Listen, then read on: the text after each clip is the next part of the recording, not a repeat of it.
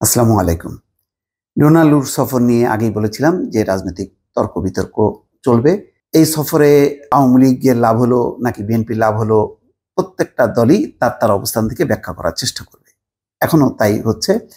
যেমন ডেইলি স্টারের খবর, ফখরুল কিভাবে জানলেন যুক্তরাষ্ট্রের অবস্থান বদলায়নি, প্রশ্ন কাদেরের। খবরে বলা হচ্ছে মির্জা ফখরুল কিভাবে জানলেন যুক্তরাষ্ট্রের অবস্থান এখনো আগের জায়গায় আছে, প্রশ্ন রেখেছেন আওয়ামী লীগের সাধারণ সম্পাদক ওবায়দুল কাদের।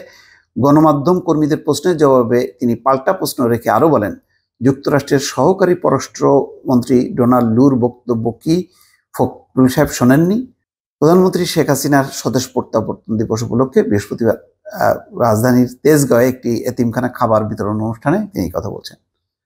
আচ্ছা, ওবায়দুল কাদের বলছেন, ফখরুলের জবাব ডোনাল্ড লু তার বক্তব্যে পরিষ্কার করেছেন, এটা আর বলার অপেক্ষা রাখে না।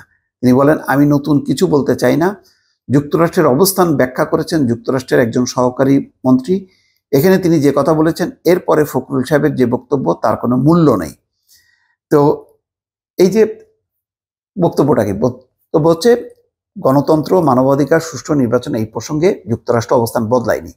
আসলে কি বদলেছে না বাদ দিয়েছে? না, বলছে যে এই জিনিসটা এখন পাস্ট, এই ধারায় তারা সবসময় কাজ করবে বাংলাদেশের সঙ্গে, কিন্তু তারা নতুন নতুন ইস্যুতে, বাণিজ্যিক, অর্থনৈতিক, অন্যান্য বা শিক্ষা, ছাত্রদের বা যুক্তরাষ্ট্রে পড়াশোনা, এইসব নতুন বিষয় নিয়েও তারা কাজ করবে। কিন্তু গণতন্ত্র, মানবাধিকার, এগুলি হচ্ছে যুক্তরাষ্ট্রের বা তাদের মৌলিক বিষয়, মানে মৌলিক মূল্যবোধ।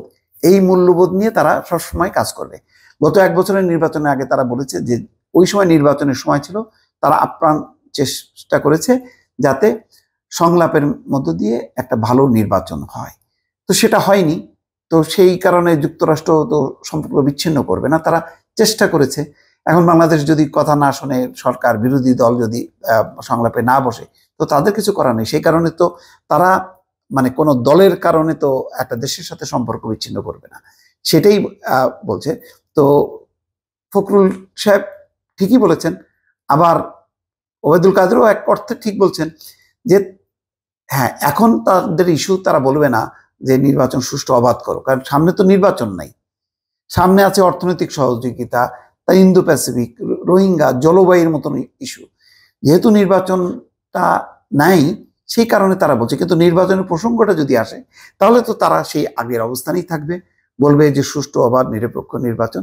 তো সুতরাং এটা নিয়ে খুব একটা বিতর্ক করার কিছু নেই। কিন্তু ওই যে যা হয় আর কি, অতীতেও নির্বাচনের আগেও মার্কিন যুক্তরাষ্ট্র একটা কথা বলছে, আমরা পরোয়া করি না, এ করি না, তা করি না। এখন আবার পরোয়া করছে, এখন বলছে যে ডোনাল্ডু তো তাদেরকে কথা দিয়ে গেছে, এই আর কি। মানে এইগুলো হলো খুব স্থূল আকারের বিতর্ক, যেগুলি আসলে কোনোভাবেই রাজনৈতিক অঙ্গনে বা দেশের জন্য কাঙ্ক্ষিত না।